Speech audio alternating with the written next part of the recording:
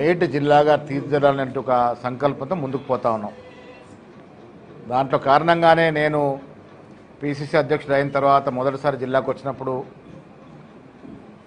ఇచ్చినటువంటి ప్రామిస్ జిల్లాకి ఇంజనీరింగ్ కళాశాల తీసుకొస్తానని చెప్పడం, దాదాపు నెలన్నర క్రితం ముఖ్యమంత్రి గారు సహకరించి జిల్లాకి 35 ఏళ్ల కళ ప్రభుత్వ ఇంజనీరింగ్ కళాశాల తీసుకురావడం, అది సాకారమైంది.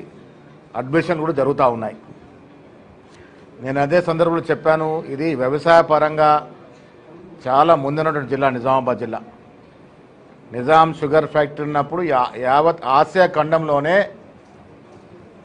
ఇది ఒక పెద్ద వ్యవసాయ జిల్లా. ఆసియా ఖండంలో కిషన్ గంజ్ అనేది అతిపెద్ద మార్కెట్గా పేరున్న జిల్లా క్రమేణా తగ్గుతూ వచ్చిన సందర్భంలో మళ్ళీ ఇప్పుడు కాంగ్రెస్ పార్టీ అధికారంలోకి వచ్చిన తర్వాత పారిశ్రామిక పరంగా కూడా ఈ జిల్లాను అభివృద్ధి చేసుకోవాలనే ఉద్దేశంతో పామాయిల్ ఇండస్ట్రీని కూడా నిజాం షుగర్ ఫ్యాక్టరీ పునరుద్ధరించే పరిస్థితిలో కొంత ఇబ్బంది ఉన్నప్పటికీ ఒక పెద్ద పామాయిల్ కలెక్టింగ్ యూనిట్ తీసుకురావాలనే సంకల్పంతో ఉన్నాం. దానికి తోడు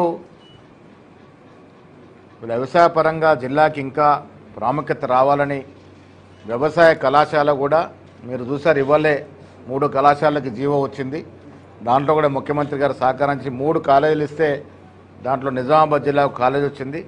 డిస్పెల్లోని యూనివర్సిటీలోనే అది పెట్టాలని ముఖ్యమంత్రి గారు విజ్ఞప్తి చేశాం. రోడ్లు ఎంత మెరుగుపడితే జిల్లాలు అంత మెరుగుపడతాయి. నేను మొదటి నుంచి ఒక మాట చెప్తా ఉన్నాను, టెంపుల్ కారిడార్ రోడ్డు ఈ జిల్లాకి తీసుకొస్తానని. దాంట్లో నా స్వార్థం, నేను పుట్టిన గ్రామం కూడా గుండా ఆ రోడ్ వస్తూ ఉంది. ఆ టెంపుల్ కారిడార్ రోడ్డు ఇప్పుడు దాదాపు 380 కోట్లు పైగా హెచ్చించారండి. రోడ్డు ధర్మపురి నుంచి కొండగట్టు వరకు, కొండగట్టు నుంచి వెములవాడ వరకు, వెములవాడ నుంచి రుద్రంగి, మానాల, రాహత్ నగర్ మా గ్రామం గుండా లింబాద్రిగుట్ట దేవస్థానం, అక్కడ నుంచి భీమ్గల్, మోర్తాడ్, ఆర్మూర్, నందిపేట మీదుగా బాసరకి. ఈ రోడ్డు వల్ల కరీంనగర్ నిజామాబాద్కి డిస్టెన్స్ కూడా దాదాపు 30 కిలోమీటర్లు తగ్గే అవకాశం ఉందని నిపుణులు చెప్తా ఉన్నారు. ఏదేమైనా మారుమూల ప్రాంతం, నా గ్రామం రాహత్ నగర్ అన్నది మారుమూల గ్రామం, కరీంనగర్ బార్డర్ ఉండే గ్రామం. ఆ మారుమూల గ్రామం నుండి ఇంత పెద్ద రోడ్ వస్తే చిన్న చిన్న గ్రామాలను కూడా అభివృద్ధి చెందే అవకాశం ఉంటుంది. హ్యామ్ స్కీమ్లో అది కూడా నిన్న శాంక్షన్ చేయడం జరిగింది.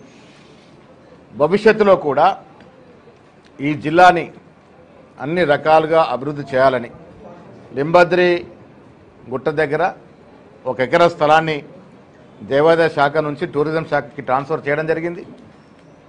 దాదాపు 3.5 కోట్లతో లింబాద్రి దేవాలయంలో ఒక పెద్ద guest house, tourism guest house కూడా ఫైనాన్స్లో ఉంది. అది కూడా తీసుకొచ్చే ప్రయత్నం చేస్తూ ఉన్నాం.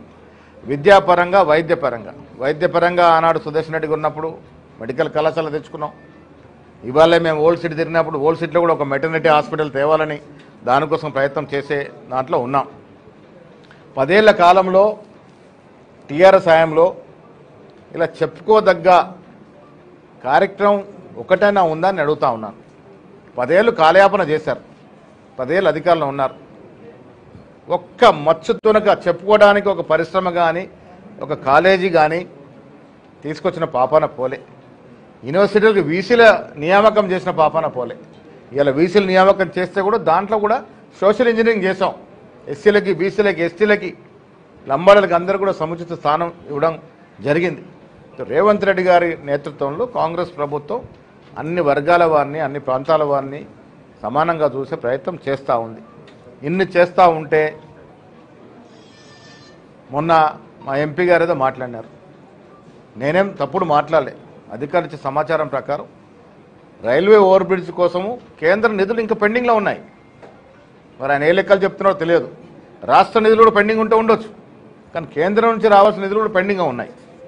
దాంట్లో వారు వచ్చిన ముఖ్యమంత్రి కూడా స్వయంగా చెప్పడం జరిగింది కలెక్టర్ గారికి, డెఫినెట్గా ఇవ్వండి, తక్షణమే చేస్తామని. నేను ఎంపీ గారు కూడా రిక్వెస్ట్ చేస్తూ ఉన్నాను. రైల్వేలో అపారమైన నిధులు ఉన్నాయి. హైదరాబాద్, సికింద్రాబాద్ నుంచి వయా నాందేడ్, బాంబే రూట్ ఈ రైలు లైన్ని డబుల్ లైన్ చేసుకుంటే అసలు బాంబే సికింద్రాబాద్ కనెక్టింగ్ ఇదే ప్రధాన రోడ్ అవుతుంది.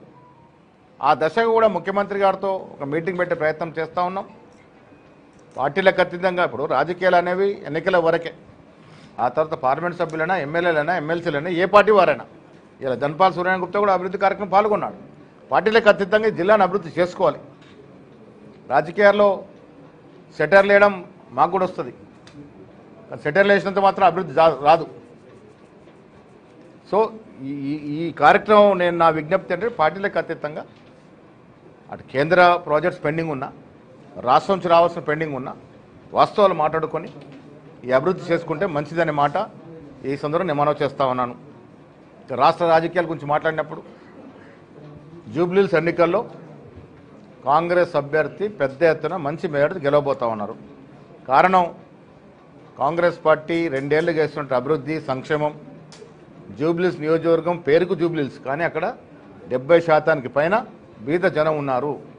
వారికి ఉచితంగా 200 యూనిట్లకు కరెంట్ అందుతూ ఉంది, రేషన్ బియ్యం, సన్న బియ్యం అంతా ఉన్నాయి, రేషన్ కార్డులు అందినాయి, ఇందిరం ఇల్లు అంతా ఉన్నాయి, ఉచితంగా బస్సు ప్రయాణం చేయగలుగుతూ ఉన్నారు. ఇంత సంక్షేమము ఏ ఇతర రాష్ట్రంలో దొరకట్లేదు. కాబట్టి ప్రజలు కాంగ్రెస్ పార్టీని ఆదరిస్తారు. మేము పెట్టిన అభ్యర్థి కూడా నిరంతరం ప్రజల మధ్య ఉండే అభ్యర్థి, ప్రజల కష్టకాలు పంచుకునే అభ్యర్థి, కాబట్టి మంచి మెజారిటీతో అక్కడ గెలిచే అవకాశం ఉంది.